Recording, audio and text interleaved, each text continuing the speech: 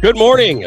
It is Saturday, July 18th. It is Tee2Green. We're live and on the air here on WGR in Buffalo, of course, 950 in Rochester. And we're also streaming on our platforms, on X, on Instagram, on YouTube at Tee2G Buffalo. We welcome you into another edition of Tee2Green. Thanks for being with us. We got the Open music in the background for you. Big golf weekend, isn't it? I can't wait to get home and watch this golf this afternoon. There's no intrigue going on at the British Open, nothing of interest. Nobody's noticed anything in the last day or no so. drama from yesterday. Absolutely. Bryson never causes a problem. We're happy to be with you here live at Niagara Falls Country Club, site of the 67th Porter Cup. It's the final round, and we'll obviously have a champion here today on both the men's side and the women's side. We'll be excited to talk about that here. We're with you for 2 hours this week. We know normally we're on 7 to 8, but when it's a major on the men's side in golf, we go 2 hours, so 7 to 9 here on WGR. Thanks for being with us. I'm Brian Colsey, along with PGA Pro Jeff Meadis. We got a jam-packed show. We'll get to our guests here coming up. But we're here at the Porter Cup. I know we were here last week previewing the show, Jeff, and now they're 3/4 of the way through. And in terms of drama here, we may not have any on the men's side. Tyler Spielman from Arizona has a 7-shot lead going into the final round today. Yeah, it'd be a nice experience to go into a tournament with a 7-shot lead, but there's added pressure when you have that kind of a lead. If the guys behind you start making birdies and you make a couple bogeys early, then all of a sudden it's a 4-shot lead, and then that's a much different game with 12 or 14 holes left. But good players, really good scoring. Hopefully they get it in today. The weather's a little iffy. We're out here on the escarpment. It's usually one of the most beautiful views in Western New York. You can look over the lake. You can see Toronto. It's gorgeous, but with all the smoke and the clouds today, let's just hope they get it in. I know some of the girls are already getting ready to tee it up. Saw a local lady. She's from Rochester, New York, playing the event, and excited to see some of the local players playing. Absolutely. Yeah, the leader on the women's side is Jazzy Roberts, 5 under par. She has a 2-shot lead going into tomorrow. There are 2 ladies that are under par going in. On the men's side, there are 11. But as I said, Spielman with a monster 7-shot lead. We'll break down what's happening here over the course of the show. Coming up, 7:45, Steve Beatty from Custom Turf going to join us. You want to put a tee box at your house, get some fun in your backyard. He's going to tell you how to do that. Room in your house? Yeah, absolutely. So he'll tell you how to do that. 8 o'clock, Taylor Gessel from Callaway Golf. We're going to talk putting. We have our Duster Putting Charity Challenge on Friday. So you got to sign up for that. We're going to give you the details. We just got a few days left to sign up for that. So we're going to talk putting with Taylor and how you can maybe help your putting here this week coming up. And Callaway, by the way, going to provide balls for everybody participating in our chair putting contest coming up next week. And if you're thinking of playing and you've played in the past, you know how much fun it is, sign up because there's very few spots left. Yeah, absolutely. And then 8:30, Mark Mafoose from Peter Gourmet. They're going to provide the dinner for us at the Duster Challenge. So more details on the Duster Challenge in our second hour as we raise money for PGA Hope. But as Jeff said, huge weekend. We're here at the Porter Cup in Niagara Falls, up in Lewiston. And also, we are going to be talking about the Open, of course, going on overseas in England. But we're happy to be joined here with, if you follow amateur golf, you likely know his name. It's Ben Adelberg from Back of the Range. Ben, good morning. Morning, guys. How you doing? We're great. Put that a little closer to your lips there for us so we get you there a little clear. There we Excellent. go. Good morning. Thanks for having us, Ben. I'm thrilled to be here. Yeah. Thrilled to be back up here at Niagara Falls Country Club, my second year at the Porter Cup, and seeing the best amateurs in the world come up here and compete here. So it's fantastic. So you have a unique niche in the industry. You cover college and amateur golf. Yeah, that's really all I focus on. College, amateur golf. I'm based out of South Florida, in the United States, but I'm all around the country taking a look at the best players, providing promotion and marketing and coverage for them, and really seeing some of the best players that you'll see on the PGA Tour and the LPGA Tour just a couple years after they graduate. It's a fun spot to be in. And you're going to be at the Monroe Invitational next week. So you're doing the Western New York the swing here. Yeah, I did it last year for the first time. Had a blast. Love as a South Floridian. I know what the summers are like, and the southern part of the state. So getting up here, getting a little bit of break from the heat, and then seeing some fantastic golf. I don't make it up to the Northeast very much with the collegiate season. So getting up here in the summer, it's a lot of fun. So Ben, I know you told us off air earlier just kind of how you got going with back of the range. Maybe just give everybody on air a little bit of background of how you got into it, and now it's obviously one of the spots to follow for amateur golf here. Yeah, I really played a lot of mid-am golf in South Florida, played with a lot of really great players, and got the idea of just starting a podcast, kind of like a lot of people did back at the around 2020. And I didn't want it to be something, I wanted to focus on something I knew. I had a firsthand experience playing mid-amateur golf. So that was really the focus, just telling stories of those, the local CPA that's played in 15 USGA championships that you would have never heard of. I use an example. Rick Wolf is an attorney in Fort Lauderdale, Florida. He's played 5, I think, USGA championships and actually beat Tiger Woods in 1992 Dixie Amateur. So stories like that, they're like, wow, how did that happen?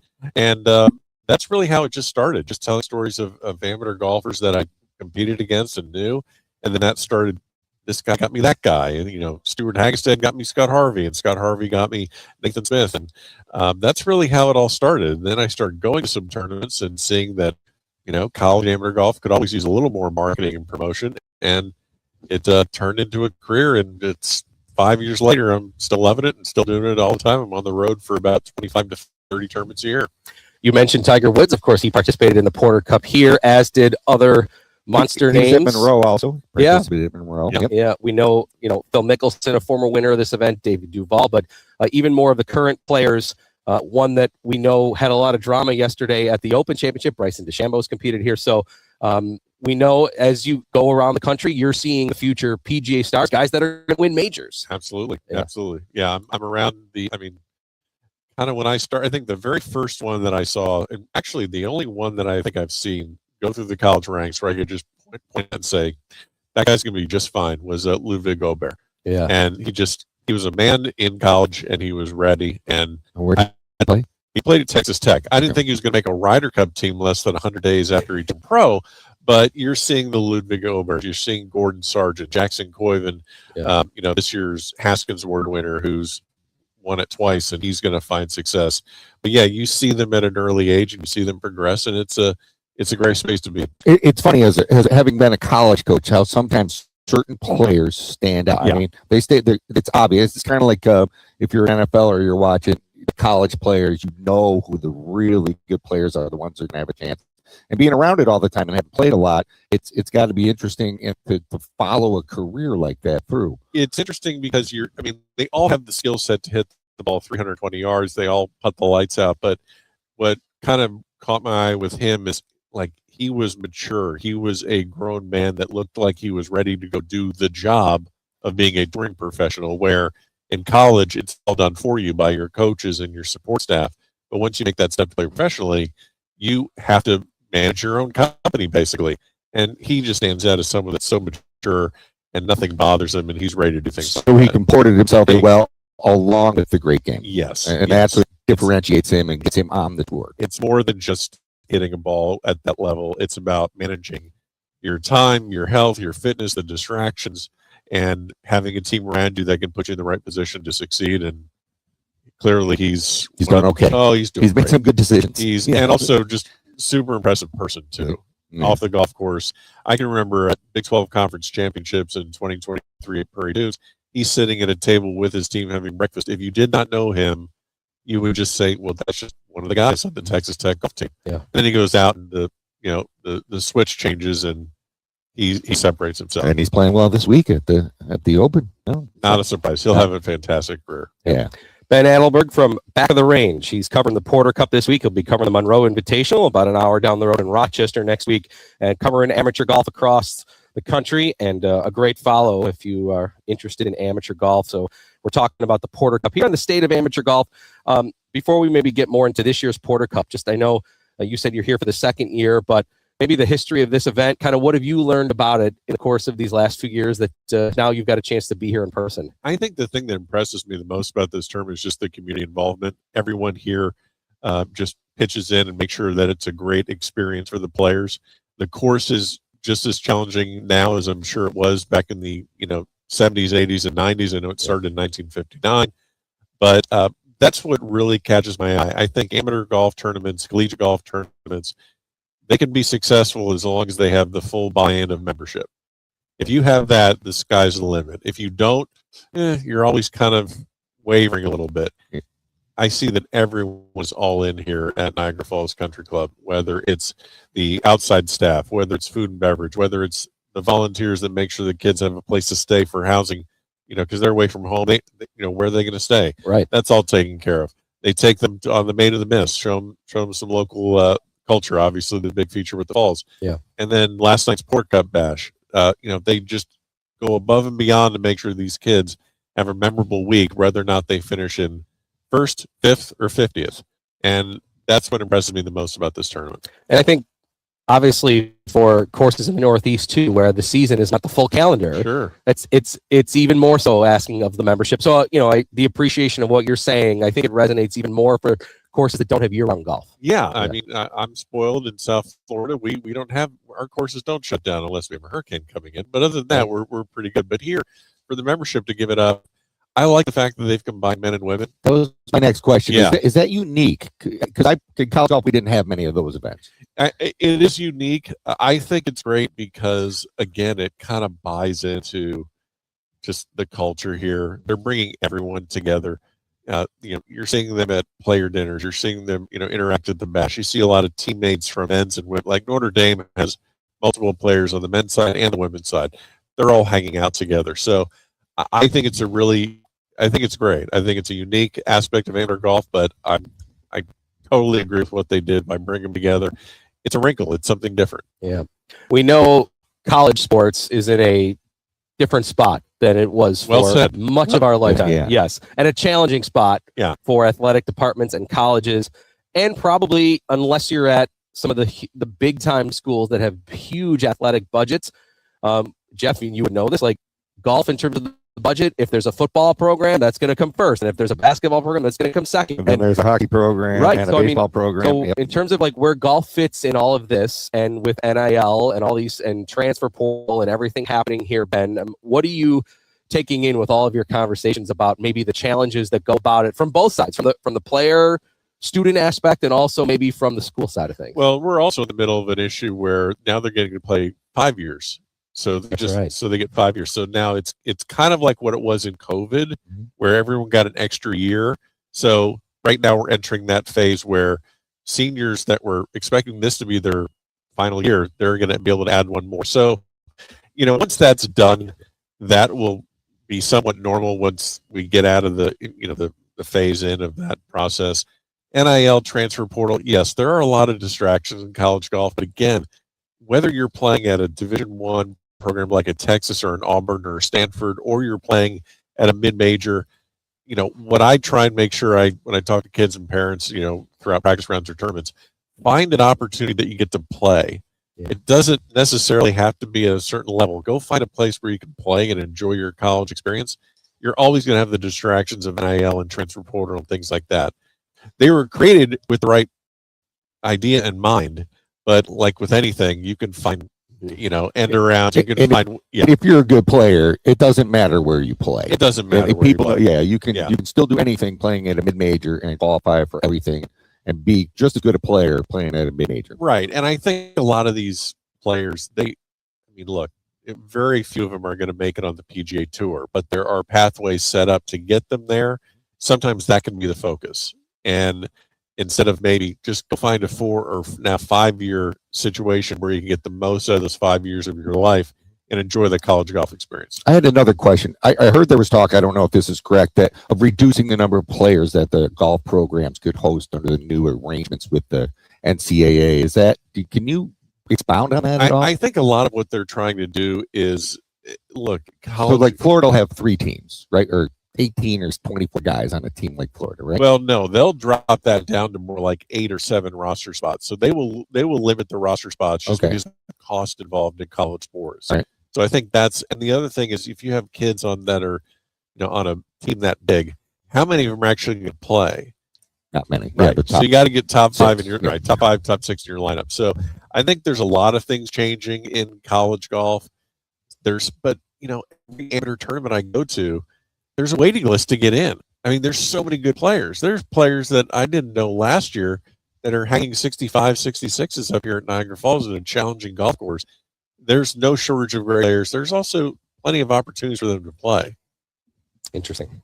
Ben Adelberg from back of the range. Great follow for amateur golf. And, of course, he's here covering the 67th Porter Cup this week. On the men's side, Tyler Spielman, 13 under par. Look at these impressive Did you know scores. Tyler Spielman before this? Yeah, he goes to Auburn, and, he's not always in the starting lineup at Auburn, but he's in a great program. Nick Kleiner is a two-time national championship winning head coach, and he gets to practice and watch what Jackson Coyvin does every day. So am I surprised that a product of Auburn is doing so well? Not at all. Yeah, 7-shot lead. He's shot 66, 64, 67 over these 3 days. Really, really impressive. The next set of golfers are at -6. Those final 3 will tee off at 2 p.m. Again, it's free admission here, open to the public. I know everybody up here at the Port Cup encourages the public to come out and cheer them on.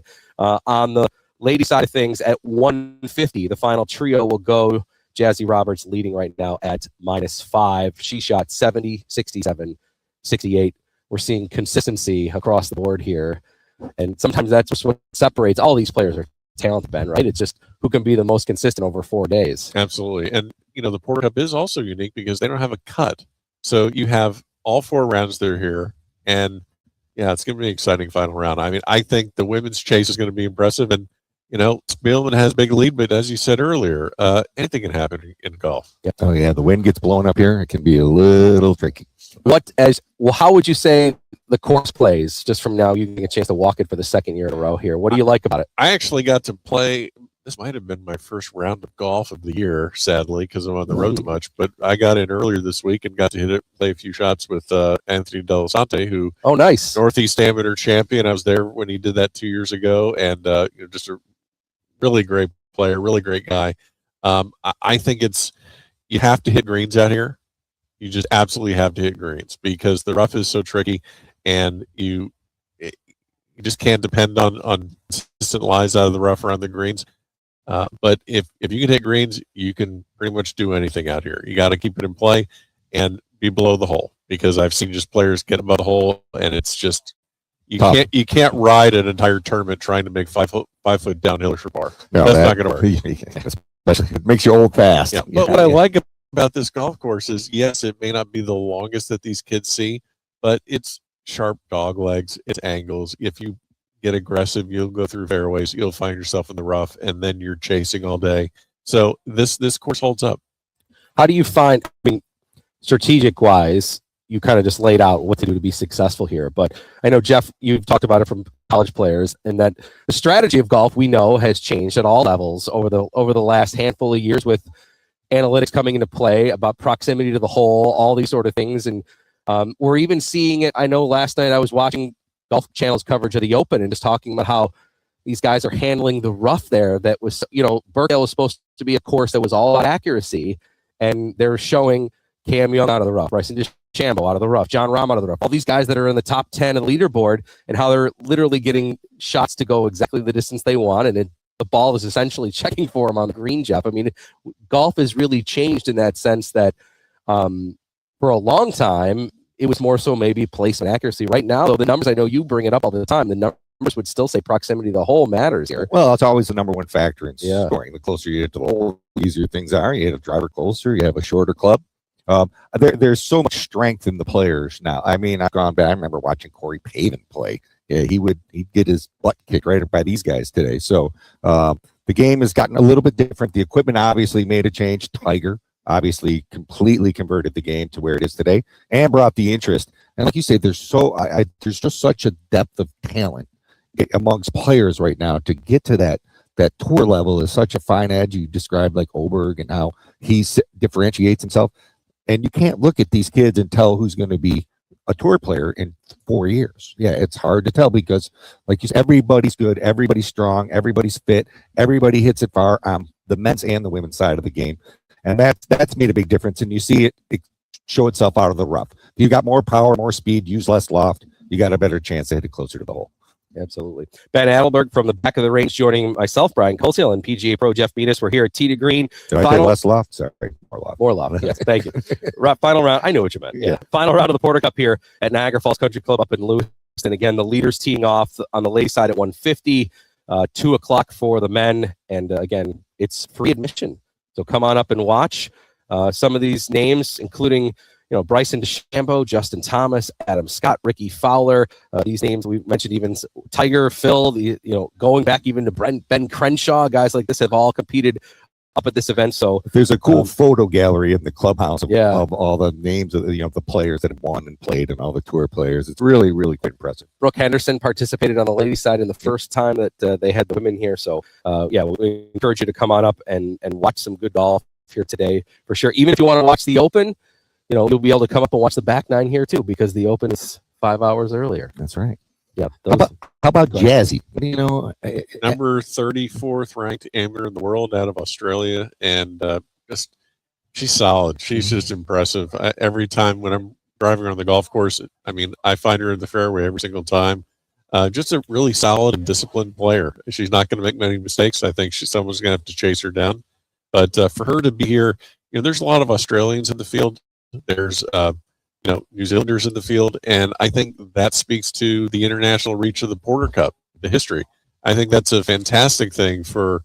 Last year Nicole Gall, Canadian, Blake Phillips, one on the men's side, Australia. I think it's great for tournaments to keep seeing international and national flavor. It spreads, and especially with social media, it's so much easier to reach players from all over the world to say, wow, I want to go play in that. That looks interesting. That looks fun. So that's great. And you see the international coming. Everybody wants to play in the States. Yes. You don't want to play college golf in Australia or New Zealand. Right. You may want to, but if you're a good player, you want to come to the States because that's where the best golf is being played. And you see so many kids from so many different countries on sprinkled through every team throughout the nation. College coaches in the United States, their summers, they're not in the States. They're in Europe. They're in Europe recruiting. They'll go to maybe the U.S. junior, but for the most part, they're in Europe checking out, European Boys Championship, European Girls Championship, things like that. St. Andrews Links Trophy. They're going all over the world to find talent. What would you give advice to parents about players that maybe their son or daughter that wants to play college golf? What would you say if you could you've had now plenty of conversations with players here. You kind of are seeing what makes them successful, even beyond the golf swing itself. First and foremost, make sure they're in an environment where they're always having fun. When they first get started, don't worry so much about the rankings and what college they're going to go to. Get your kid into a environment in junior golf where they're competitive and get them winning as soon as possible. If they really want to be that good, win at the level before you go to the next level. Have those open conversations with your son or daughter. Are you still having fun? What do you want to do? Don't have it be a job. There's plenty of time for golf to become a job, but put them in an environment where they're going to have fun and be competitive. I think that's the number one thing. And I like to jump in. I always say you still got to get your degree too, because you're still going to school. Yeah. You still need to get your grades, and you don't want to go 4 years and not have your degree. You're going to college to get a degree. So pick a school where there's a degree that you have some interest in, or you can go ahead and keep studying and do something, because golf may not be for everybody, and you may find out after 4 or 5 years of college golf, I don't want to play professionally. Right. It's a grind. Yeah, and I don't think it necessarily means that you have to go to a certain school that's going to be your pathway to play professional golf. If you are that good, you'll find a way. Golf knows. You'll find a way to get to play this game professionally. But this is a pocket of their lives that you do not get back. I don't care how many majors you may win. You can't be in that 19 to 22 age range ever again. Yeah. So set yourself up so you enjoy the experience where you get to play a lot of great golf, get a good education, be around people that are going to help you at the next level, both, personally and professionally, but get themselves into a good environment. Have your son or daughter be the one leading the questions to a coach. Don't be the conduit for your kid. Let your kid make those decisions. Let your kid interview the coach. Hey, coach, tell me about this program. Tell me about the team. I think that's incredibly important. I like what you said, though, about going somewhere to play. I feel like other sports, you could say, well, I'll just use football for example because everybody knows college football really well. Like, I'm going to go to Ohio State because we're going to face Michigan, we're going to face Penn State, we're going to play against, you know, all these sort of schools in the Big Ten. And well, you're not playing necessarily in golf. You're playing the course. You're playing the course, and it's your scores. No one's playing defense against you. So in terms of like the competition or whatever, like if you go out there and you dominate or you can shoot great scores no matter where you're playing, right, the scores ultimately will tell your story, right? It's not like, well, he faced lesser competition or no. Right. You're like, oh, well, you're playing at a lower. No, if you're shooting 68 every single time you go out, people are going to notice. Yeah. And there's no linear path to the professional ranks. I mean, I like that wording. You can go in any different direction. If you're good enough, you'll make it. So I just think that there's so many opportunities to have a great college golf experience. Go find that's best for your kid. Not every kid should be going to Texas or Auburn or Stanford. That's a high level. There's plenty of schools in great environments. Go play college golf and go enjoy it. Yeah, come play at Niagara and have fun for 4 years. And you talk to tour players afterwards, and they'll expound for a long time about their college years because that's some of the most fun they ever had playing golf. Yeah, the team aspect. I can only imagine what team rooms are like for Ryder Cups and President's Cups, because they're talking about, man, the last time I was on a team was in college golf, and you're probably gonna have guys on a Walker or on a Ryder Cup team or a President's Cup team that competed against each other in college. Yeah. So competed here, right? Competed here at the Porter Cup like that. That'll be a great. I'll enjoy watching Ryder Cups when I can see. I covered him when he was in college. I covered him when they were in college, and they're going against each other. So that's a fun thing for me when I see these college kids like a Jackson Suber go take the lead at the Open, played at Ole Miss, covered him a lot. So I like seeing things like that. Well, we asked you about Tyler and Jazzy, the leaders. Yes. What other cool stories have you walked into or had this week with maybe somebody else beyond the two leaders here so far that maybe you can share with us? I mean, I just like seeing the kids come back. I think that's the overwhelming experience that I get when I come here is just see how kids are excited to be back here, and whether they're leading, whether they're having a bad week on the golf course, there's a lot of smiling faces here because there's so much to do here at the Porter Cup. And that's just a testament to Marty Schimmel, tournament director, JP Bedard, the head director of golf, and just everyone, Janelle Duger. I mean, the list goes on and on of just all of the people here that make it so special. And that's what really stands out to me. They're kids here. It's their first time playing here. And then you got guys like Michael Boss, the club champ, who's also a member and also on the executive committee. The running joke is he tries to win the club championship so he can play in the event, and maybe he's not painting the golf course and doing that. But yes, he can play though. He is. Yeah. But it's just so great when you see just everyone want to just be here for the culture and the experience of the week. I saw a local PJ professional, Swayze. His daughter's out here. It's her first major event. She said she was excited to be here because it's a major event. So she was very excited. I think Peter Blazevich, this is his final amateur event. You got Dr. Charles Fitzsimmons. He's from Ontario, and he's a mid-am in the field. He is a winner of the Gasparilla Invitational. Who's the hockey player that always hockey rep? Garrett Rank is not in the field. Garrett Rank's not playing not in the field this week. Okay. Saw him at. Did you compete against him ever? Okay. So funny enough, I qualified for one U.S. mid-amateur in 2012, and it's the one where Nathan Smith beat Garrett Rank at Conway Farms. And I always tell Nathan whenever I see him, I'm like, that has to be the highlight of your career to beat me at the U.S. And he's like, wow, Ben, when did you get bounced out of match play? I'm like, Nathan, this is about you. This is not about me at all. Match play. Yeah, I didn't want to play all. I was in the B division of the U.S. Mid-Am, but no, they're both incredible players, and Nathan's the captain of the U.S. Walker Cup team, so they'll be over at Lynch in Ireland in first week of September, trying to retain the cup. Yeah, that'll be cool. Those are cool events too. Jeez, so much fun. Yeah. Next week, you're in Rochester at the Monroe Invitational. Yes, sir. So do you have any thoughts on that coming up for next week? I think that the Monroe Invitational, Mason Growers is their tournament director, tournament chairman, and one of the more aggressive tournament directors I think I've come across over the last 5 years, always trying to enhance that tournament. I know that they have a lot of great players coming in there. That course is a little more wide open than Niagara Falls, so I think that will allow some of these kids to kind of let it rip. But again, another great tournament that provides an incredible player experience. Parker Bell won their long drive contest for the third consecutive year. Last year, 410 yards. Oh, yeah. So, but incredible tournament. I think that could be one of the marquee amateur events of the summer. If they keep going the way they're going, recruiting really great players and providing a really good experience, just like the Porter Cup, I think they have membership behind them, and sky's the limit for tournaments like that. That's awesome. Well, Ben, we appreciate you giving us some time. I know it's been a busy week for you here.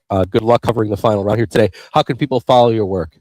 Most of it is, well, you can listen to the podcast. It's on Apple Podcasts and Spotify, so just look for the Back of the Range. And then most of my content with interviews, photos, that can be on Instagram. So the Back of the Range, and super easy to find. Okay. Yeah, people at home can follow your work today. I will be out there kind of doing some post-round interviews, getting some photos, and just kind of seeing how this all shakes out. Man, let's get it in. I think we'll be just fine. Yep, I do too. Excellent. Ben, thanks so much. It was a real pleasure to talk to you and get us kind of an update on where amateur golf is at and the Porter Cup too. Thanks. Appreciate it, guys. Awesome. Ben Adelberg, the Back of the Range. Be sure to follow him. Great coverage of amateur golf and the Porter Cup. Again, we'd encourage you to come on up here today. Cheer on the players, leaders at 1:50 and 2 p.m. for the ladies and the men, respectively. Okay, we'll take a time out here from Tee2Green. When we come back, we'll talk a little bit about what happened yesterday with Bryson Hambo. We'll get Jeff Meadis' take on what happened and whether or not it should have been a penalty or not. As we roll on here, 2 hours, 7 to 9, Tee2Green. We're on WGR in Buffalo, WGR in Rochester, and our video stream on X, on Instagram, on YouTube at T2G Buffalo. We'll be back from the Porter Cup and Niagara Falls Country Club right after this. Thanks, man.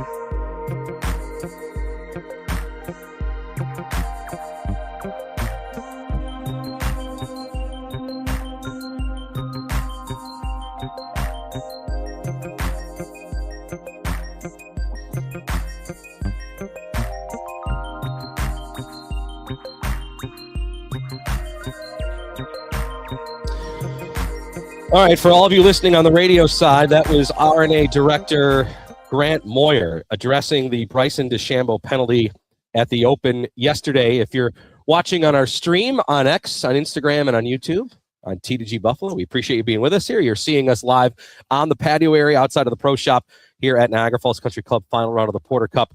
We'll have more on the Porter Cup coming up throughout the show here as we are here for 2 hours today, 7 to 9.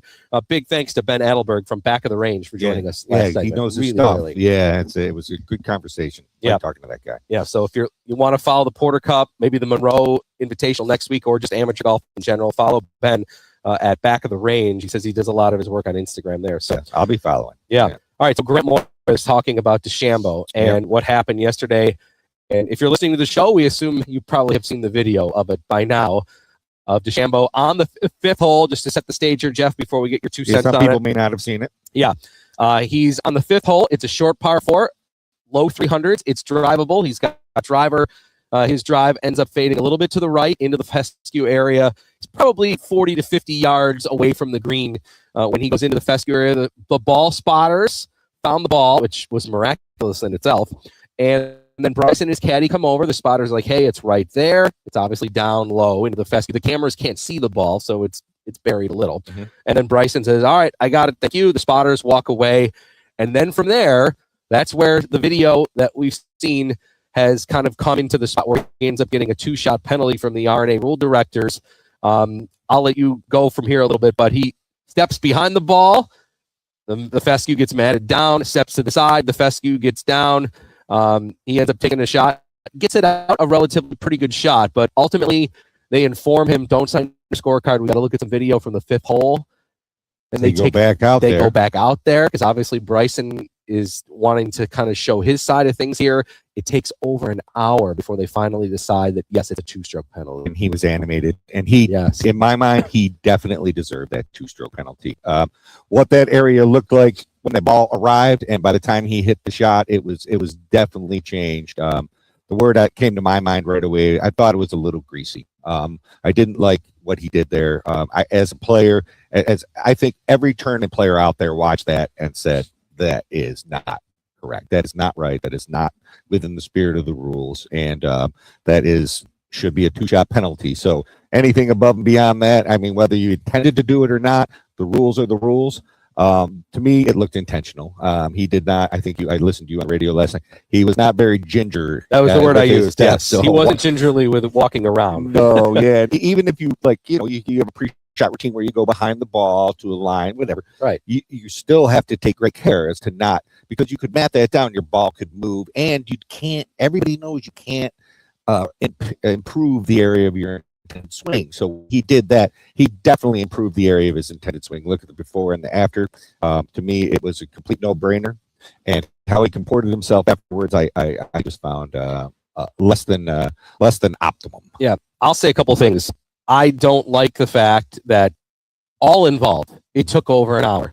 And you've got the show and the camera of Bryson being animated, throwing his hands up, gesturing, the officials explaining the fact that they're out there in that.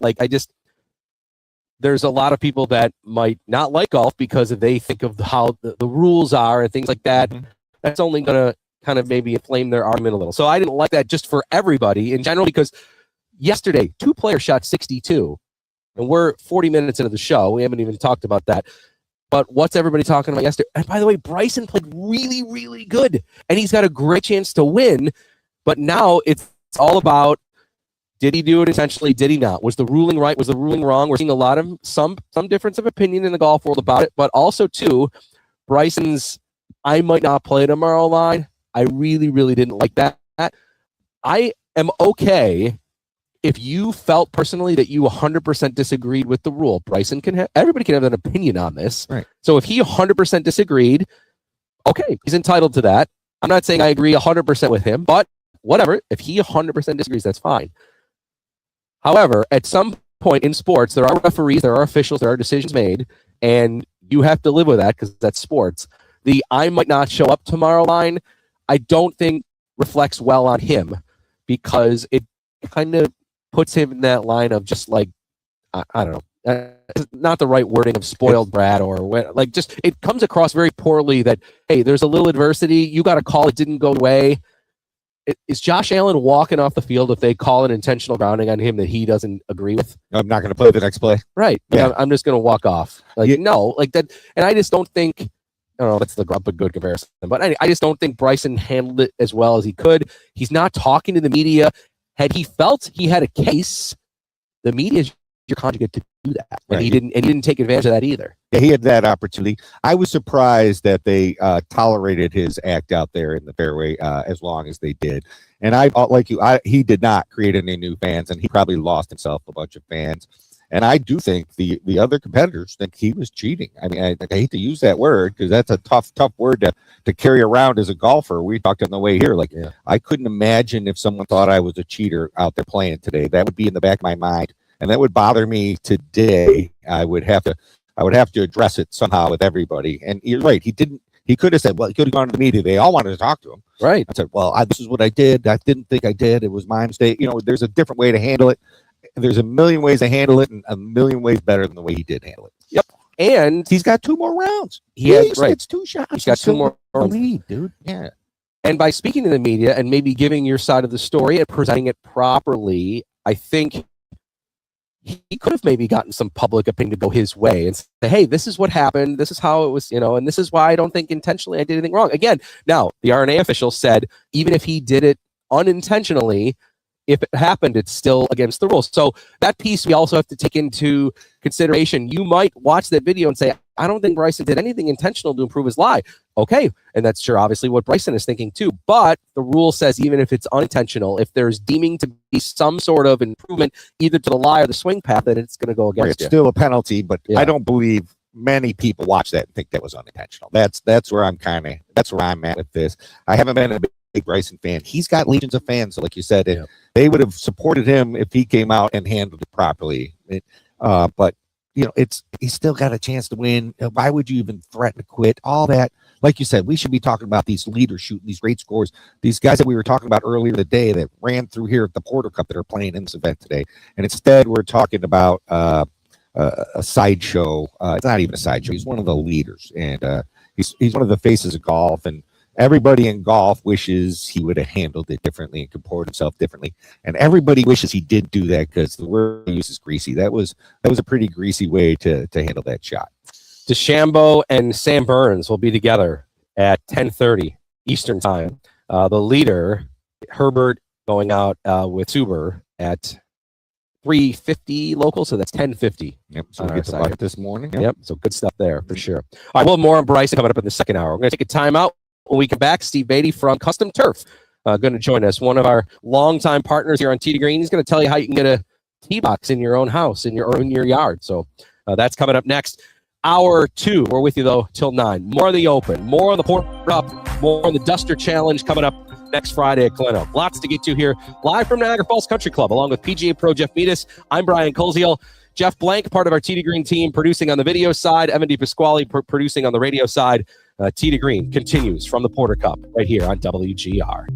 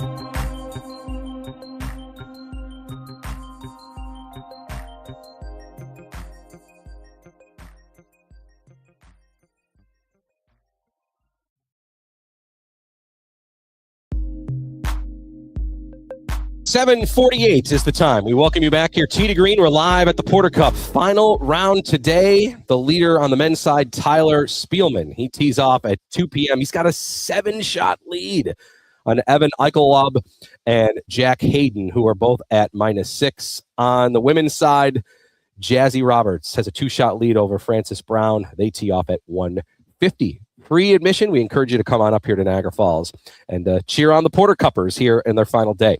Okay, longtime Tee2Green partner from Custom Turf, Steve Beatty, joining us here. I got a chance to play with Steve in the Custom Turf tournament down at Elkdale on Wednesday. We had a great time. Steve, good morning. Thanks for coming on. Good morning, guys. How are you? We're great. Steve, you were a putting machine like always when we played on Wednesday at Elkdale. Very rare. I don't know how it happened. Oh, he's good at everything, not just putting. Yeah, I know. he's a good player. He is a good player. Absolutely. Well, Steve is also good at providing a great experience for you recreationally. We both have putting greens at our houses. GolfDojo. All the work at GolfDojo is done by Steve's company and nobody else. Yeah, and I know Steve is going to be doing some work and has done some work with putting tee boxes in people's houses in their backyard. So, Steve, why don't you talk a little bit about that process and maybe how people could have it in their own backyard? Yeah, we offer custom experiences for, I guess, whatever type of golf experience you want. We've been doing the greens for our 30th year. And this year we've added a little more push for your own tee box and practice area, because it's not all about putting. It's a lot about chipping and whatnot, as you guys know. So we had a above ground pool at the house for 19 years, and Mother Nature finally took it out this spring. So we needed to decide if we wanted to start from scratch and replace the pool. I thought maybe we could add a small tee box to our practice area and then just grass the rest of the area. Then my 11-year-old granddaughter, Kinsley, got involved. Next thing you know, we had a sitting wall, a patio, a new tee box. And then the final piece came when it still had half the space left to be repaired. Papa, let's add a putting green, she says. So, of course, done deal. Now we have a complete practice area. Yeah, with all the above. That's great. But the tee boxes are new in the last couple of years, and you can walk out your back door and hit balls anytime. No mess, no divots to repair. Pretty simple. And you also do you do turf installations for people that are putting hitting areas inside their house, right? In their garages and their basements and a great room, et Yeah, cetera, et garages, cetera. basements, barns, decks yesterday, all over, anywhere, really. Yeah. That's great. Yeah. I think, Steve, people, we know in Western New York, when the weather's good, they want to take advantage of it and be outside, and, multi-purpose areas in your yard, or like, even Jeff just said, maybe your barn or your garage, like people really want to take advantage of that. So a custom turf should be their first call to have an opportunity to maybe set something up. So Steve, maybe just quickly, how does the process go? If someone's thinking, hey, I would like to have that at my house, how does it work? How should they contact you? Like, how would you maybe get them started? You can reach out via email. Our website is customturf.com. My email is steve@customturf.com. And really, we would just set up a time to come out and look at your situation and see what you might like to have and how we might be able to help you. Yeah, Steve does tremendous work. He's put a putting green in my backyard. I love it. Well, I work with Steve, and I know he's super creative, A, and B, super meticulous. That's why we use him at the dojo for sure. Yeah, he does great work. Yeah, the dojo. He's been doing it forever too. How long have you been doing this, Steve? Not that you're that old, Steve, but no, I'm not that. I am that old, actually. This is our 30-year anniversary. Believe it or not, we got into the synthetic turf business when people didn't even know what synthetic turf was, I think. Yeah. Yeah, a lot of experience, but awesome, all over. Yeah, great local company, and we would encourage you that if you're thinking about doing any of that, customturf.com is the website for that. And Steve, also too, just since maybe people are listening for the first time, hearing about custom turf for the first time, it doesn't always even have to be golf related, right? It can be, you guys do some real creative stuff, either for pets or even for around swing sets with kids and play areas, right? Yeah, we do playground areas, bocce courts, pet turf. We got into it for golf, but I would say probably half of what we do is now pet related, which I never had any thought of, that we'd be installing grass for dogs, but no more muddy feet. And it's been a great addition to our business. Yeah, they can't hurt it. That's right. No. Excellent. Well, Steve, we appreciate you coming on. Customturf.com is the website. You can also, again, email Steve. Very easy. It's steve@customturf.com. But I know beyond all the great work you do, you also, Custom Turf, you guys support things like tournaments and other charitable events, and obviously our show as well for many years. So the Duster. So everything that you do to support golf too, Steve. Thank you so much for everybody here across Western New York. Oh, you're welcome. I appreciate it, guys. All right. Thanks, Steve. Have a great weekend. Thanks for coming on for a few minutes. You too. Good talking to you. Thanks. All right, same here. All right. Steve Beatty, Yeah, Custom bye-bye. Turf. All right. Steve Beatty, CustomTurf.com. And again, you got a question for Steve about any of this stuff we talked about, it's real easy. Steve@CustomTurf.com. Or talk to anybody in the golf industry. If a lot of golf courses work with Steve. A lot of the golf courses, all those tees you see, the tee lines at the back, those are people at clubs. They're all using Steve Beatty for their work. Yeah. No, I think most of the turf that people have, I mean, how many golf courses have taken advantage of that too now with the weather being back and forth? People want to use the range. They've got that strip now. The it extends the season. Yeah, and that's the whole idea when you get with the dojo, you extend your golf season. Yeah, and he does. It just does. Check him out. Yeah, go check out his website. If you have any interest, give Steve a call. Yeah, the putting green I have in my yard, they come each year, clean it. They do a really nice job with it. And I got one in the basement. Yeah, we're kind of spoiled, Brian. I know. Yeah, Steve took care of us for sure. Yes. All right, we are done with hour number one. That was a great first hour. Thanks to Steve Beatty there from Custom Turf. Again, CustomTurf.com. Thanks to Ben Adelberg from Back of the Range. That was a great conversation earlier. Yeah, listen to that. Go back and listen. Good interview. When we come back, talk a little bit about putting. Our Duster Putting Challenge is coming up. It's coming up Friday at Glen Oak. We'd encourage you to sign up, dusterchallenge.com. We'll also talk a little bit about putters with Taylor Gessel from Callaway. And we've got a lot more on the Open. We'll talk a little bit more about Bryson and maybe his chances here going into the weekend after that penalty. Along with Jeff Meadis, Brian Coleshiel, Jeff, Kevin DePasquale, our producers today. Appreciate you being with us. More Tee2Green Hour 2 coming up here from the Porter Cup at Niagara Falls Country Club on WGR.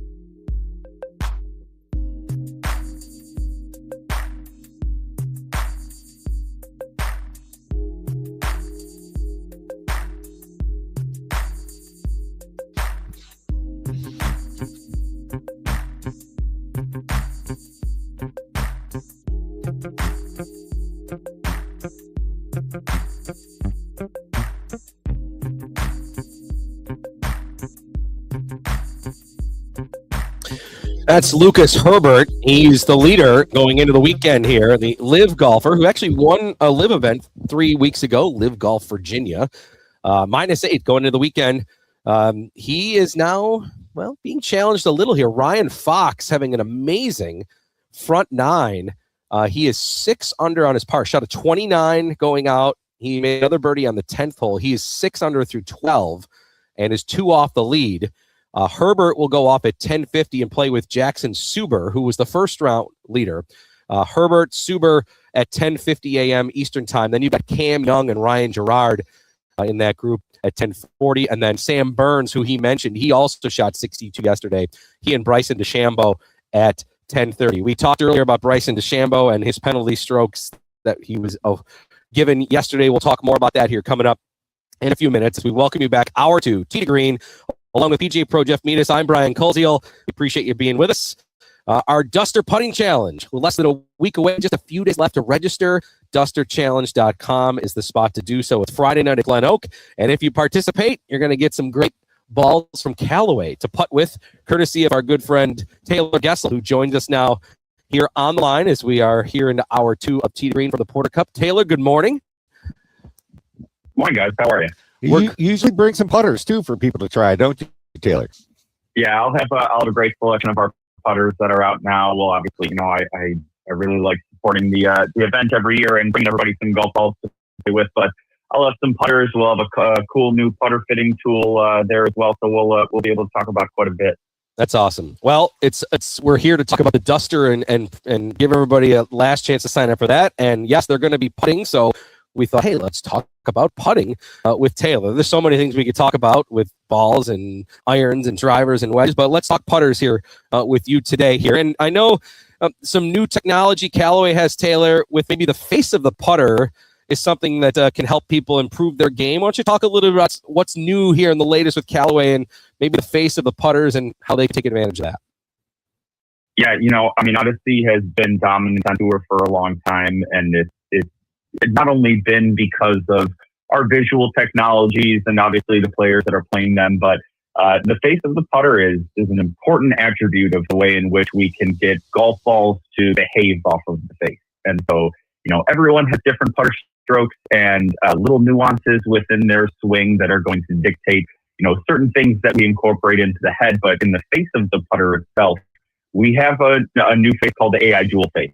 So there's a dual being kind of two different aspects of this putter face that we evaluate. So the first one being on the back side of the putter face. AI1 was the first putter in which we introduced this variable thickness. It's very similar technology to what we do on our drivers and our fairways on our irons, where we can map out the places that players are most likely to hit. And then based on the physics of the head itself, we know that those different areas of the face are going to come off with a little bit different ball speeds. So what we do is we vary the thickness on the back side of the face to account for that. So even if you really feel you give the best stroke, you really give the best pace, but maybe miss a little bit outside of where the center of gravity of the putter really wants you to hit, we can still get that ball to come off with a very even speed so that your lag putts, even your shorter putts, will come off with the correct speed. The other side of it being incorporating a very similar technology to what we've had in micro hinge, which is a 19-degree downward groove that's meant to grab the cover of that golf ball, get that golf ball rolling faster. There's a little skip period when you make contact with a putter that ball is skipping off the ground a little bit. We want to shorten that timeline as much as possible. So if we can get that ball into top spin towards its target as fast as possible, this other side of the AI Dual Face, this micro hinge aspect to it, gets it rolling faster towards the target, and then uses the variable thickness to make sure that we're getting it to the correct distance. And players, there's a lot of technology, obviously, that's going into putters. And I think people forget how often they use their putters, right? You're using a 40% of your shots or something like that around the green. So getting this technology, a little bit of an off-center miss, much like if you have a forgiving iron, right? That's what you're explaining you've done with the putter face. So I hit a little off the heel or the toe, I still get the same ball speed and I still get the same type of roll that I would even if I hit it off center smidge. You nailed it, because once we get into the green and around the green when we're using putters, your margin of error sometimes on these putts is zero. You're trying to make it. And so, little nuances that we can add to these putters that are meant to account for things that everybody has, right? Nobody's going to make a perfect putter stroke every single time. Our ability to be able to incorporate some of these technologies, really to try and tighten that dispersion rate and tighten that distance dispersion rate, it's just meant to get players closer to the hole and try to eliminate three putts, right? If we could all eliminate three putts, I think we'd all be better players. And being able to have some technology within that head is certainly going to help players to get closer to the hole on their first putt or make it, and then make sure that we make the second one too. Taylor Gessel with us from Callaway. Taylor will be at the Duster on Friday night. Again, sign up, dusterchallenge.com. He'll give you some great Callaway balls, show you some of the new technology with some of these Odyssey putters. There's been a real recent popularity trend, Taylor, with zero torque putters. Can you talk about, firstly, what is a zero torque putter, and then why is it beneficial? Sure. Yeah. The putters of, the most common putter head weight and kind of balancing that we've had for a number of years, players might be familiar with face balancing or toe hang. Those balancing properties are meant to be able to counteract some of the flaws within the swing itself, or not necessarily flaws, but the way in which players make their putts, to be able to get that face into the correct position on contact. Yeah, the shaft attached at the heel, right? That's why you do that. Correct. So zero torque putters start to go down a path of giving players a bit more freedom to be able to make the stroke that they just learned to make, and almost kind of stay out of the way effectively, right? There isn't an aspect of head balancing to it. And so, some of our models, like our square to square and like our tri-hot square to square, what they do is use tungsten weighting or different shaft placements to be able to kind of take away that balance that we're used to having within the head, whether it's face balancing or some aspect of toe hang, to be able to give control back to the player to be able to make certain strokes and manipulate that face to a certain place when they're making contact with the ball, and give them total freedom to do that. Now, it's not meant for everybody. Zero torque putters do have a level of skill that's necessary to be able to make that stroke that they're anticipating to make over and over and over again. But to be able to give players that control over the face throughout the backstroke and into the downstroke, zero torque putters have become fairly popular over the past couple of years, because players that can take advantage of that and make higher level putting strokes on a consistent basis are able to use zero torque putters and take over full control of their putter stroke and to make some interesting moves on the green. Taylor, last question for you here, then we'll let you go. Getting fit for the right putter. How do I know if a zero torque is right for me? How do I know if a blade versus a mallet versus all that sort of stuff? How do I know what's the best for me? And I guess, can you just talk about the value of getting fit for the correct putter? Absolutely. Well, and my first answer anytime we talk about fitting, whether it's putters or drivers or irons, go see one of our local partners that is trained in fitting players for putters. But, there is an aspect of getting fit for putters that is dependent on the player. There's visual technologies, there's sight lines that are going to be preferred, whether the fitter is not going to really have any aspect of paying attention to. But length is very important.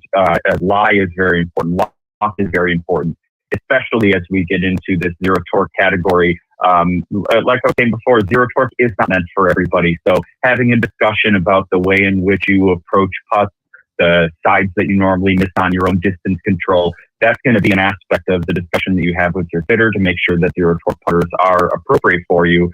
But having these other attributes of length and lock and lie and other shaft combinations and grip combinations we can put on these putters, it's really just trying to limit that margin of error as much as possible. Once we get on the green and we have putter in our hand, we're trying to make it. And any little thing that we can do to get that player closer to the hole or even in the hole is going to make their rounds more enjoyable and make golf more enjoyable. Awesome. Good stuff from Taylor. Again, we would encourage you to sign up for the 10th annual Duster Challenge, dusterchallenge.com. You can come out. Taylor, when you register, he's going to give you some balls to putt with, and then you can check out all the cool Odyssey putters. Taylor brings a whole bunch by the green, so you can try them out, talk to Taylor, and get some of his expertise on maybe what's the best fit for you here going forward to improve your putting. Jeff, you're right. I mean, putting's the most, probably what? Everybody's always thinking about new driver all the time, but you hit the putter more than any other club in the bag. Right. It's the most important club in the bag. Yeah. I mean, it's great to hit it far. We talk about proximity to the hole, but if you're not knocking it in once you get it close, and sometimes a putter change can give you a ton of confidence too. Just like he said, once you get fit properly, et cetera, that putter, it fits your stroke. You're going to, just the confidence of that, you may end up making better strokes. You see a few putts go in and your whole attitude changes. Yep. Taylor, thanks so much for coming on, and we appreciate your support of the Duster, and obviously we're there to raise money for PGA Hope, so you provide a big part of that, so thank you. Very good. See you next week. All right, see you. Thanks. Yeah, thanks, Taylor. All right, Taylor Gessel from Callaway. He'll be at the Duster, again, dusterchallenge.com. And if people don't, if they're listening first, it's a putting contest. Yeah. It's a nighttime putting contest. Yeah, if you don't know ton of fun. If you don't know anything about it, this is the 10th year that we've done it. We get literally over 100 golfers to come out. We have a wave that putts at 6 o'clock, another wave that putts at 7 o'clock, and we set up at Glen Oak. Thanks to Tim Freeze, Anthony Shiro, Matt Bush, everybody over there at Glen Oak for providing the green space for us. We set up an 18-hole putting course on their massive putting green, and we take the top 16 scores. Yep. It's like a match play tournament. Yep. Right around 8 o'clock, and then we go 1 versus 16, 2 versus 15, 3 versus 14, and so on. And Like a 9-hole match. 9-hole match plays, and we get all the way down to the end. When we start to get into the match plays, we turn on the lights because it gets a little darker. We've got music going the whole time. Peter Gourmet, which we're going to speak with Mark, who's here coming up shortly. They're going to provide the dinner. Mick Alter providing us with our beverages. So we've got 50-50 raffles. We've got free haircuts coming, right? That's right. Free haircuts. Yeah, I need one before next week. Yeah, we're going to have those there too. Yeah. Raffles, 50-50. It all benefits PGA Hope, which does great work for veterans. Yeah, helping our patriots everywhere. PGA Hope is a program where we take veterans and introduce them to the game of golf. It's one of the best games for veterans. All the things golf does, you can imagine, are excellent for veterans coming back with what they deal with. Golf is a great outlet for them. And of course, we're going to have the putting. We're going to have the champion at the end. However, they get a cool trophy too. They do. But the Pacer putter in honor and memory of Mark Pacer, who of course passed away, of course, earlier from too early from cancer, but a longtime supporter of Tee2Green. When golf in West New York. Golf in West New York. So yes, we think of Mark every year at Duster, but they get the nice hickory putter with Mark's name on it in his honor. But you don't have to be a hardcore golfer to do this. This is something that you would want to do with kids, your family. You can bring grandpa or grandma out even to putt. If you feel like you can do putt or mini golf, you can do this. It's cooler than putt though. Yeah, it's way cooler than putt. It's way more fun. We do, and you got your electronic scoring. Everybody does their scoring on their the phone. PGA handles that for us. PGA does that, so we've got lots of good raffles. A lot of great places also too are donating for us for the raffle, including here. Niagara Falls Country Club's going to donate. We got donations coming in from Glen Oak, from Pendleton Creek, from Lancaster, from Rothland, Lockport, all of our partners that are willing to do that are also going to give you an opportunity to maybe play some great venues that you wouldn't have a chance to do so as well. So we appreciate all that. As we mentioned, Taylor with Callaway is going to give you some golf balls. What else do you want? Food, beer, Peter Gourmet, we got everything. Balls, putters, music. The driving range, there's going to be a fundraiser also. Yes. For the long drive. Right? For the long drive. Special Olympics. I think it's Special Olympics that gets helped out with that. It's a great night. A lot of people call it the most fun all summer. Yep. Yeah. It wasn't me that said it. It's a lot of people say that. DusterChallenge.com. Super easy. You go there. By the way, if you can't go this year, or you'd even just like to support the cause with a $5 donation, a $10 donation, a $20 donation, you can go to DusterChallenge.com. You can buy 50-50. You don't even have to be present to win it. You can buy 50-50 there and support the cause, or if you just want to donate, you can do it. We'd love to have you do that so we can raise money for PGA Hope. And all the proceeds go to the veterans programs. Yep. Yeah. Good stuff there. We'll obviously be talking more about that even next week on our show. Let's talk about the winner. You'll see who ends up winning for sure. All right, let's go back here to the Open, and we've talked about quite a bit. By the way, Ryan Fox, who got within 2 of the lead, he did make a bogey on 13, so he's back to -5 so far. But we had a pair of 62s yesterday. Herbert and Burns shoot 62. We know Burns just nipped at the U.S. Open by Wyndham Clark. He ended up losing by 1. Burns is a guy 2 years ago. Also, I thought got maybe some bad fate at the U.S. Open. Remember the weather delay and the water, and he asked for relief, didn't get it. He ends up just losing out. J.J. Spawn, of course, makes he handled it a little better than Bryson handled his incident. Yes, but But I wouldn't be at all against seeing Sam Burns maybe come out, and he's what, 3 off the lead here going into the weekend. We know if you said who's the world's best putter, he's in the discussion for it. I would agree with that. Yeah. And if you look down that leaderboard, it's strong all the way through. Oberg, who we talked about, playing well. John Rahm's up there. Bryson's still up there. There's a ton of big names within a few shots of the lead, and we still got 36 holes. This is the Open Championship. As you know, anything can happen out there. These are the names that are 5 or less, that are within 5 or less.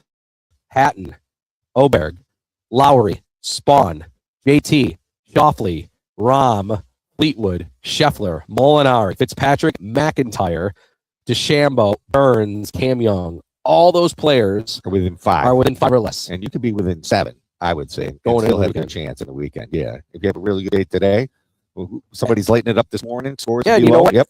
And I'm not here to take shots at Lucas Herbert or Jackson Suber, but We these are don't know two him well. right. Yeah. These are two unproven players in terms of maybe how they handle a weekend and a major, with those two being at the top of the leaderboard. So they could very quickly come down. Not that not that to say that they will, but they haven't proven themselves yet in a major. It often seems that it's like it takes a few bites at the apple there before you actually can win your first major, because of all the pressure and all the things that go around and surround it and everything that goes through your brain as you're trying to play.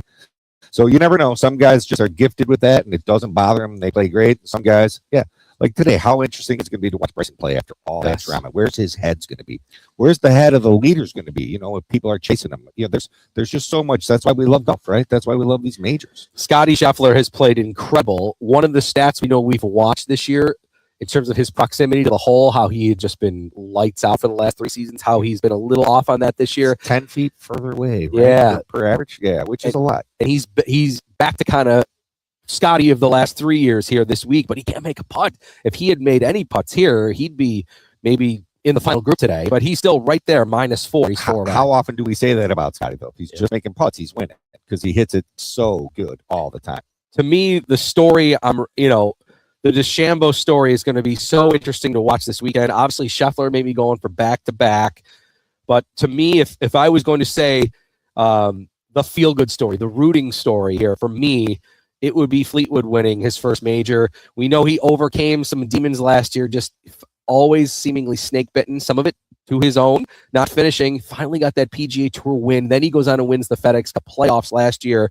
He's in the discussion. Mike Shope and I were on the air quite a bit this week talking about the Open, and we were talking about who's the current best player in their best form that doesn't have a major yet. And is it Fleetwood? Is it Hovland? Like, we were kind of having that discussion, but this is essentially a home. He would be in that too, for sure. Yeah.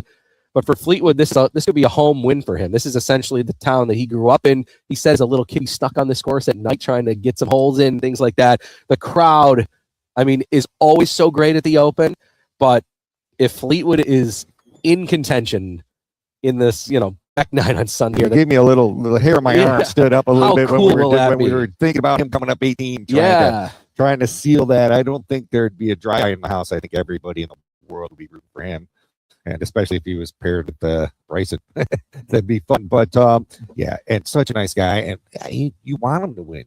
He's earned. He's had a great career. You keep plugging at the door. You keep knocking on the door. One day it's going to open, and hopefully it's going to open for him this year.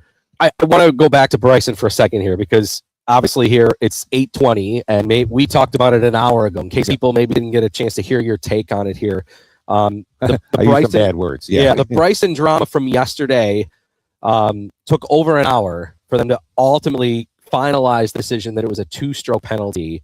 But for those that have seen the video of him going into the fescue, him obviously going back out there later to explain to the officials why he thinks he didn't break any sort of rules or didn't intentionally. Now, there's also this fine line too, which is why I wish Bryson would have talked. The R&A official that we heard speak about it said, he defended Bryson, said, even in Bryson's case, where it might have been unintentional, if it is deemed in any way to possibly improve the swing path over the lie, it still is a penalty. So I think he's even giving Bryson a little bailout there.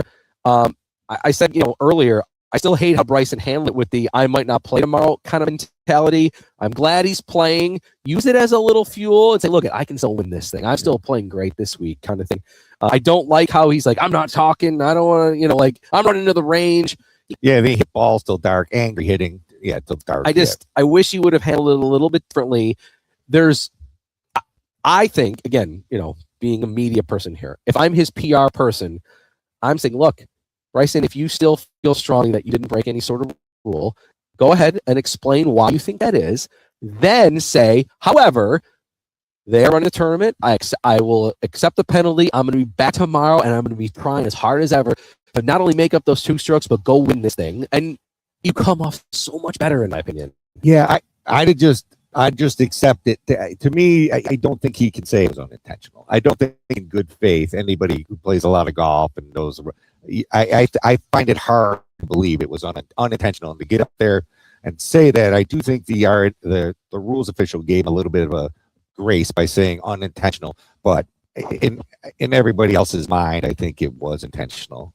And that's what's so bad about it. It's a what can you do and what can't you do? Like if we hit, we have courses in this area that have high fescue grass. right. If you go in and you see a ball and you're deciding to play it, so what can you do in terms of walking around, and what shouldn't you do? Well, when you're in the rough, you can't put your foot right down behind the ball to press the grass down behind the ball. You can't improve the area of your intended swing. So say you're under a tree and you take a practice swing and you knock a branch down. Well, that's a penalty, even if you didn't mean to, because you improved the area of the intended swing. You're not allowed to do anything to alter that area where the golf ball landed for the intention where you're trying to swing. Much like you can't just put your foot down behind the ball in the fairway all the time and press it down like some guys I know and stuff. You can't do that in 3 feet of rough. And it was, I don't know how to say it any more clearly. To me, it looked intentional. Everybody in the game of golf knows you can't do that, and he did that. And then to argue against it was, to me, unfathomable. I mean, that's my opinion. I'm not in his brain, obviously, but he should know better, and he should not have done that. I guess what he won't do again? That. Yeah, he'll never make that mistake again. So DeChambeau went from being in the final group today with Herbert at -7. He drops to -5. On that hole, that was the 5th hole yesterday, his bogey, which was a remarkable bogey, and it was in itself, goes from a bogey 5 to now a triple bogey 7 on his scorecard. Still, again, what probably, if you take the high road on this, we might be talking about how good Bryson's playing, and I think it's still fair to do that. Oh, he's playing great. He's playing great golf. And after there was a lot of hubbub about him before, Nick Faldo came out and said the guy has zero strategy. Yeah. And then even after his first round, he kind of took a shot at Faldo with the comment. But yeah, he's playing very well. Yeah. Obviously, he's near the lead. Yeah. He's playing very well. Yeah. His short game has struggled in other years at the Open. It looks very, very good. He's handling all the undulations, all the bumps, all the rolls, all these sort of things around the green that can sometimes give guys trouble. And you brought up a good point on the way here. We talked about, he used those uni-length golf clubs. So his sand wedge is longer than everybody else's, and it's going to be a little flatter. It's going to make it harder out of that tall rough, because when the shaft's flatter, more of the grass will catch around the shaft and twist the club close. So it creates an advantage if you don't have that, and he's the only one playing with those clubs. So I don't know if that's a factor, but that's something to consider when you see him in the long rough. Yeah, he's probably got, an extra 2 to 3 inches of club length. They're all 7-iron length, if I'm not mistaken. Yeah. So how much longer would a 7-iron be than it's a half wedge? inch between clubs typically? So, whatever that math is. Probably 2 to 3 inches. Yeah, you're the math teacher. Yeah, I couldn't do it that fast. I think that, I don't know if necessarily he's thinking I have a longer...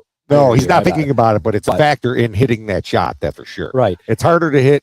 Yeah, if you put a 7-iron with a wedge loft on it, it's going to be harder to hit out of the way. All right, well, let's make hitting out of the fescue here our Western New York PGA Tip of the Week, brought to you by the Western New York PGA, which has one goal: promoting and growing the game of golf today, tomorrow, and beyond. Let's say you end up in fescue grass like that. You find your ball, you want to play it. We've talked about what you can and can't do in terms of the stance or improving your lie or your swing path. But how do you hit that shot? Hit and hope, especially there. The first thing, the priority has to be getting the ball back into play. And you're going to want to take loft. When I play with amateurs, a lot of times you see them in the rough. They're trying to pitch it under a tree or whatever. They take too little loft. You're err on more loft, because you need to get that ball out, and you don't need that 10 extra yards where that ball might come out too low and catch grass on the way out and then never get out, and you may never find that ball again. Right. So make sure, if you're lucky enough to find it in a situation like that, get it back in fairway. You're going to be steep, so you're going to have that ball a little more in the middle of your stance.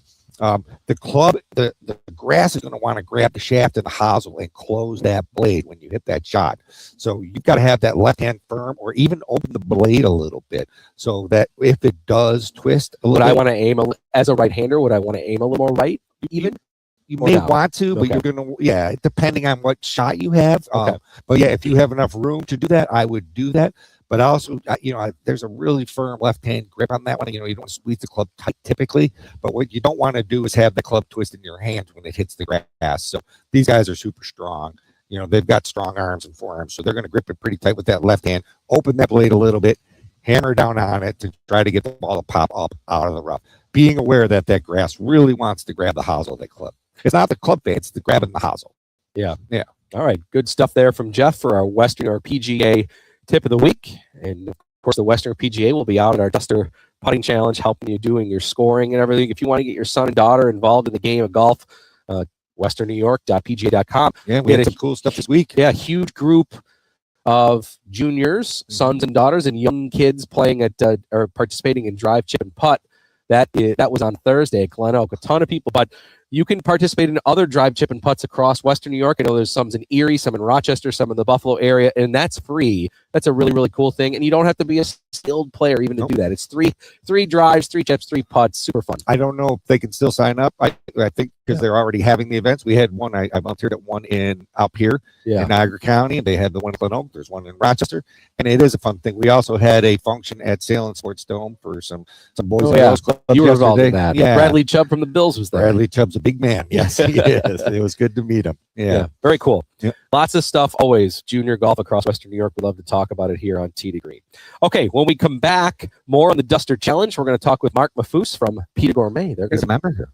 Ooh, so he can maybe give us a little insight. Yeah, listen to him on how to play well here at Niagara Falls Country Club. And more on the Open, more on the Porter Cup. The leaders today, Tyler Spielman on the men's side is your leader. He'll tee off at 2 p.m. today. He's got a 7-shot lead. And on the women's side, Jazzy Roberts is your leader. She's got a 2-shot lead. She's at 150. We roll on from the final round of the Porter Cup. Jeff Blank producing on the video side, Evan DePasquale on the radio side with PGA Pro Jeff Venus. I'm Brian Koziel. Tee2Green live at the final round of the Porter Cup here up at Niagara Falls Country Club returns after this timeout on WGR.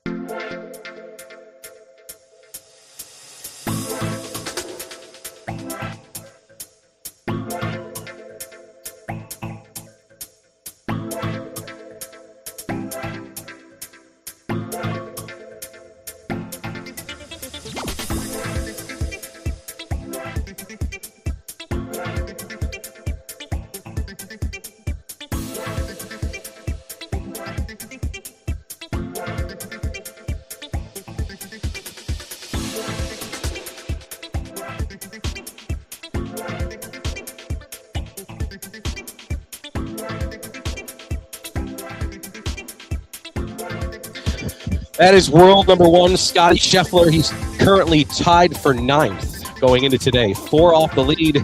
And as we talked about last segment, incredible ball striking. He's really giving himself opportunities to score well. The putter just hasn't been his friend. We'll see if it is going into the weekend. Certainly likely going to be a factor.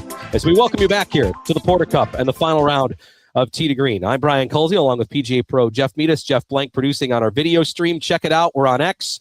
We're on Instagram. We're on YouTube. We want to thank our video streams partners, NUTRL, Keep It Tasty Buffalo. They'll be providing us with some drinks at the Duster on Friday night. Also, GolfDojo and Donald Ross. We're both wearing the pink shirts today. We matched today. I know. Yeah, we didn't even plan it. Our good stuff from Donald Ross. We Yeah. appreciate it. Also part of our Duster Putting Challenge is our wonderful dinner that everybody will get, courtesy of our friends at Peter Gourmet. And one of the co-owners joining us here on the line right now, Mark Mafous from Peter Gourmet. Mark, good morning. How are you? Good morning, gentlemen. Doing well. How about you? We're great. Thank you again for making the Duster Challenge another great, memorable event for us. And I know you guys will be providing the dinner for everybody on Friday night at Glen Oak as we raise money for PGA Hope. So if you could maybe talk about again why you and your brother decided that you guys wanted to be a part of this event this year. Yeah, thanks for letting us be a part of it. It's definitely an awesome event, and anything we can do to help our veterans and incorporate the game of golf in any way of doing good is always something we're pleased to be a part of, because golf is important to us. It's a wonderful game that teaches you so many things about life, and the more you spread it and help our veterans, it's a perfect marriage. And you help bring us another sponsor. Yeah. Yes, your buddy with the hair. Yeah, Buffalo Trim. Yeah, Buffalo they do a Trim. great Kelly, job yep. as well, yeah, they're big into golf too. And you're a member up here, aren't you, at Niagara Falls Country Club? I'm a member at Niagara Falls. Me and Nick both. One of the owners of Buffalo Trim. Awesome. All right, Mark. So here's your chance for all the Porter Cup players this weekend here. What do you do? What do you have to do to play this course well? They're obviously they might be looking for your advice here going into their final round today. Honestly, I'm an amateur golfer and I'm not very good. But Yeah, you're pretty keeping good. the course in front of you. Keeping the course in front of you. You don't want to be downhill on that course. Being long on most greens is you're pretty much in big trouble, and keep your putts uphill, and it's very scoreable if you do that. If not, it could be a nightmare. Yeah, good advice for You're sure. going to be competing on Friday, right? You're going to also compete in the event, aren't you? I've been working on my putting. Yeah, I'm going to compete, and I think I can make a better run at it this year. That's awesome. That's awesome. Mark Mafous from Peter Gourmet joining us again. They'll be providing the dinner at the Duster Challenge. We would encourage you to sign up, and we're going to raise money for PGA Hope. Duster Challenge, Duster the D, dusterchallenge.com. Even if you can't make it out to the event, you can go to that website and donate right there to the cause for PGA Hope. Mark, why decide to support events like this in Western New York? I know you and your brother and your team at Peter Gourmet that you guys do events across Western New York, but to help charities. Why is it important for you guys, you feel, as a company? always giving back in life in general is extremely important. You know, whatever's given to you in life, you gotta give back. And we're big on our local communities all across Western New York. We do all kinds of charity events. We do a lot of support for our church, for St. John Marin. So we're always looking to help people. We're always looking to do good and to be just more involved in our community, which we love so much that we grow up. And how many locations? I feel like every time I talk to you, Mark, you got another location to open up. Business is good because since last year's Duster, we opened two new locations. One on Union Road near Sam's Club in Chickawaga, and another location on Niagara Falls Boulevard near East Robinson. That's how many? We're up to 7 right now. We're up to 7. That's awesome. I like how you always have the number in the window, right? Of the number of the locations that you have. PG1, PG2, PG3. Yep. Yeah. That's my brother's touch on it. That's for sure. Yeah, I love it for sure. The closest one to me is by Transit Valley Country Club there. So yeah, I stop in a lot because it's on my way home, and yeah, it's always good. around there as well. Yeah, the Euro wrap is my order. That's my order. I like the I'm like, can you throw a little extra tzatziki sauce on there? And they very nicely do. That's is that my how order. It's pronounced? Am I pronouncing it right? Tzatziki sauce? How is it? How should I be pronouncing it? You're actually saying it correctly. That's it. All right. Well, I've been pronouncing it wrong. There you go, Jack. See? You're fine. That's awesome. Hey, Mark, before we let you go here, how about for those that maybe are holding an event this summer or a birthday party, anniversary or something, and they're looking for catering opportunities? I know Peter Gourmet could offer that for them. Why don't you tell how that might work for people if they're looking into it? Yeah, we offer catering for all kinds of occasions, office meetings, birthday parties, you name it. Any type of catering, smaller gatherings. We offer a family pack now for a smaller gathering where most people think catering, they think 30, 40, 100 people, 200 people. We also offer, which is relatively new, our family pack, which caters more to the 6 to 10 person range. So visit us at eatpetergourmet.com, and we have all the information, all the contact information, and you can inquire any one of our 7 locations as well, and anybody will take care of you for catering. All right, Mark. So I told you mine. It's the Euro wrap with the extra tzatziki sauce on it. What's your go-to order? I'm actually a garlic beef wrap guy. All right. So we have our grilled beef on it. It has French fries on the wrap. It's got a traditional Lebanese garlic sauce called toum, and with whatever veggies you want, and it's delicious. All right, bring a couple of those for us. Yeah.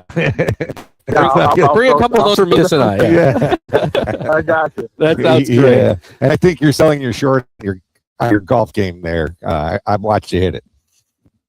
Well, I don't know. I'm getting better. Thanks to you, Jeff. It helped me out. That's awesome. Well, Mark, we appreciate you and your brother and your whole team for supporting the event and helping us raise money for PGA Hope. Thanks for everything you do across Western New York, and also making us feel good after a good meal too. So thanks again for your support, and we'll see you Friday at the event. Thank you, guys. Appreciate it. Great event. Looking forward to it. Awesome. Thanks, Mark. There's a cool documentary about some of his family on public television, by the way. If you go to PBS and you can look and find that, it's a pretty interesting story about him and his family. All right, cool. Mark Mafous from Tee2 Gourmet. Again, eatpetergourmet.com. Yeah, it's great. It's the website there. And lots of looking up to 7 now. Yeah, you think of burgers all the time or hot dog. Yeah, the Tee2 Gourmet. Nice. This is why, though, we're able to raise money for PGA Hope. People like Mark, people like Taylor, Nick Kelly donated the haircuts, everybody at the Western PGA, people like Tim Freeze, everybody at Glen Oak, who's they're gonna help, they're donating the course for the day or their putting area for the day. So all the courses across Western New York, including those here at Niagara Falls, they're donating foursomes. That's how we get the raffles, and that's how we generate all this money for PGA. Yeah, it started off small and it's grown and grown. Yeah, and had over 100 putters the last few years. Because of all the things that people, and because people have a fun time when they come too. That's the other thing. It's a fun night. Yeah. Channel 2 is a sponsor. Ivy League Construction has stepped up their sponsorship again this year. We really appreciate Mike Washington and his team for supporting the event. So kudos to everybody that supports this event. Yeah, this is our big event to give back. He talks about giving back, and this is our way to give back. Yep. Yeah, we love it. It's a lot of work for everybody involved, but man, it's so much fun. And we get to see some really good putting in action. We do see some pretty good, and you never know who it's going to be. Like, you can't tell by looking on the putting green who's the best putter. That's right. No, you're right. It's not like when you meet Bradley Chubb. I bet he's pretty good at football, that guy. He's huge. Yeah. Yes, he's huge. We know that. Yeah, for sure. All right. So speaking of putting, we mentioned Sam Burns. And again, with how he's been playing in the majors this year, I think he's got a chance to win here. But How about Xander Schauffele today? 4 under on his round. He's moved into a tie for 9th with Scheffler. Justin Thomas, 3 under on his round. He's moved to -4. We said early, Ryan Fox has moved within 2 of the lead. He's -6. We're seeing some good scores here today. Good scores So early. some of these players, these big names that haven't teamed off yet, like there's a chance to make a run up the board today, including, by the way, we've gone here an hour and 40 minutes.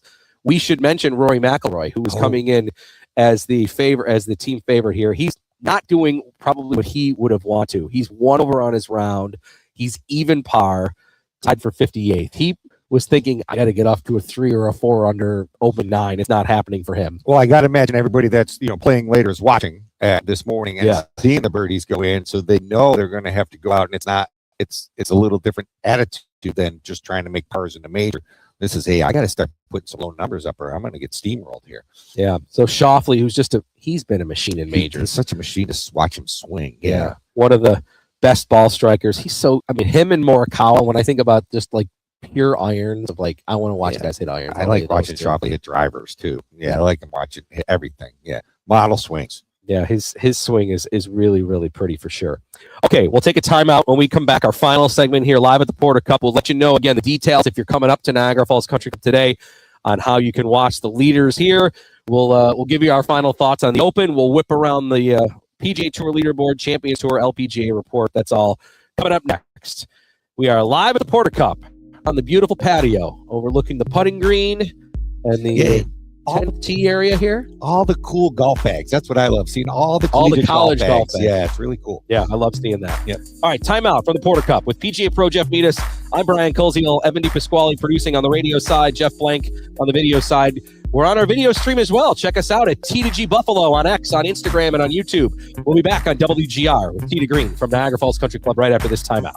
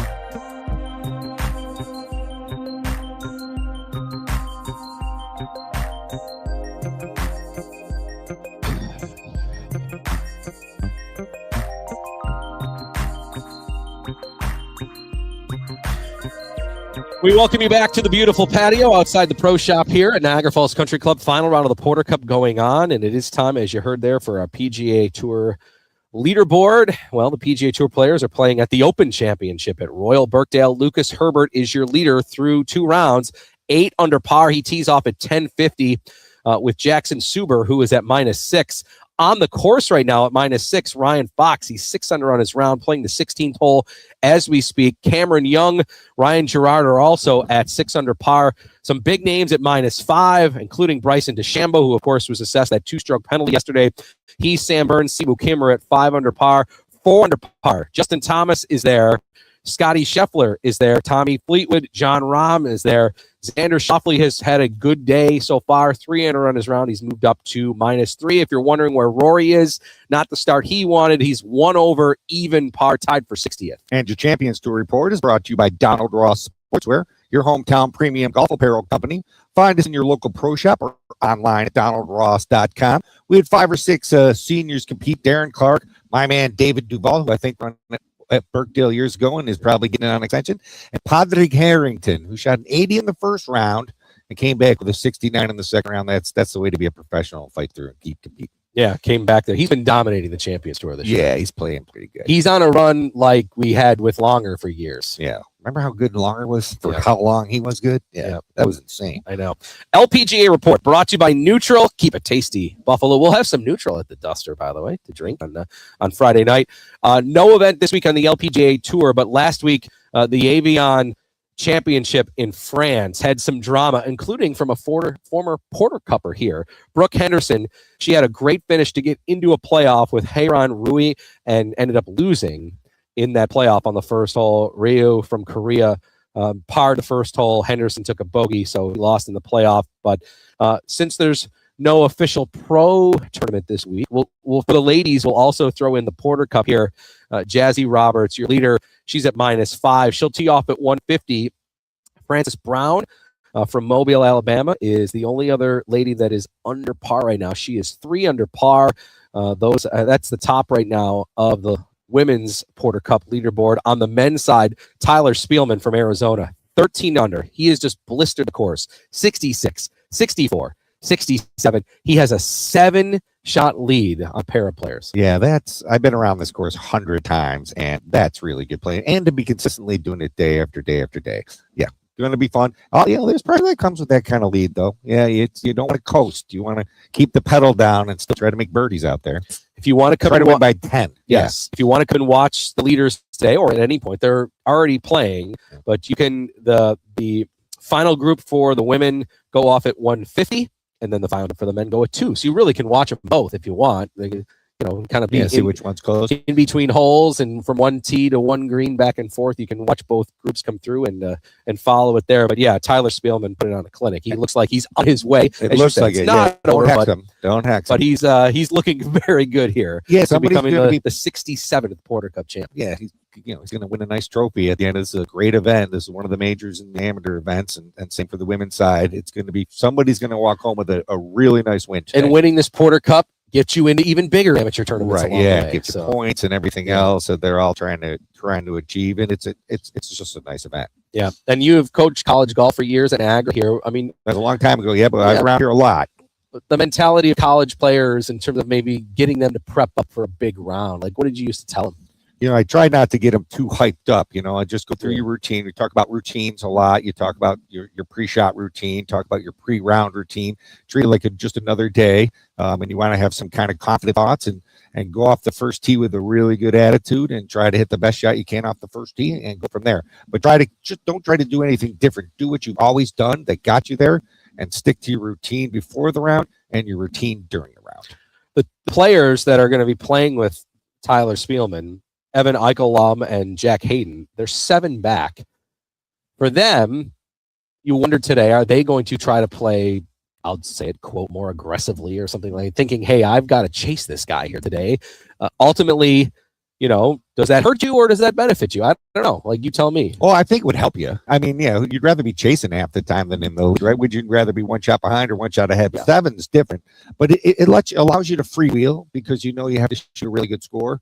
So you're probably just out there just having a good time, trying to freewheel, just try to birdie every single hole and keep an eye on that guy and see what he's doing and see if you can find a way. If there's a little crack, you can put a little bit of pressure on him. You'd have to get it done by the front 9, though. You'd have to close that gap by 9 before you make the turn, because if he's got a 7-shot lead, yeah, a lot of people could protect a 7-shot lead. Yeah, and the back 9 here has some early par 5s. So, if you have a lead, you can play it conservatively to the point where you're not going to be making mistakes. These kids will be reaching those holes. Yes. So yes. If you, they even playing it conservatively, they can get there in 2. Yeah. And there's holes here. They hit it over the creek now where no one ever hit it over. They just hit it so far. So you've got to make some shots on the front 9, because if you've got a big lead going in the back, that's when you can start to hit a few irons off the tee and keep the ball in front of you. If you're coming up to the Porter Cup today to watch, and maybe you don't know this course as well, or if you're thinking like, hey, where's a good spot to watch today? My thought is, you mentioned that one driving over the creek. There's the holes back in the corner on the other side of the road, which is holes 15, 16, 15, 16, 17. Yeah, there's a great corner right there. You can see 2 different tee shots and 2 different greens all in that area, and one's the one you said that they might be trying to drive it on a par 4, a really cool looking par 3, and then a really hard par 4, the 17th hole. So that might be a spot if you're looking to maybe set up camp today, or maybe you don't want to do a ton of walking. That would be a good spot. And when to you watch park, golf. you're parking right near 14, so you just head towards the water that way. Yeah, and if too bad it's not clear, you'd be able to see Toronto from one of the spots there. But it's a really good spot to see a lot of golf. You'll see driving greens, you'll see an iron, you'll see a tee shot on 17 too. Yeah. All right. So there's the Porter Cup again. The men's leaders 2 o'clock. The women's leaders at 1:50. Play already on the way at the Open. Let's close out here our show with talking about that. Lucas Herbert, Ryan Fox, Jackson Suber, Cam Young, Ryan Gerard. These are your top 4 as of this moment. We know Cam Young doesn't have a major yet. Cam Young, Sam Burns. These are 2 guys that are right there that if they won, I would say, yep, it's about their time to win a major. They're talented enough. So I could see either of those 2 guys winning for sure. Yeah, I can too. And you got to think especially Sam Burns is playing with a lot of confidence right now because he played on the last major. So he's got to be thinking, hey, this might be my chance. The story today, though, will be how does Bryson come out? Because you don't think there'll be cameras on him? Yeah. There's already, as soon as he shows up, when he walks in, when he's on the practice range, he's on the putting green, there are going to be cameras all over where he goes today. You can be sure the guys doing the crowd mics, they're going to be trying to get as much with him because we haven't heard from him at all, too. Him not talking, interesting. I was saying if he was in New York, he would be getting heckled today. Yes, he's lucky he's in the spot where the crowds are the politest. Exactly. Over in England, for sure. Hey, big thanks to everybody here at Niagara Falls Country Club. Marty Schimmel, the tournament director, for setting us up. JP Bedard, the pro, and everybody here at Niagara Falls Country Club. Thanks for rolling out the warm welcome for us as always. Tee2Green every Saturday. We'll talk to you next week right here on WGR.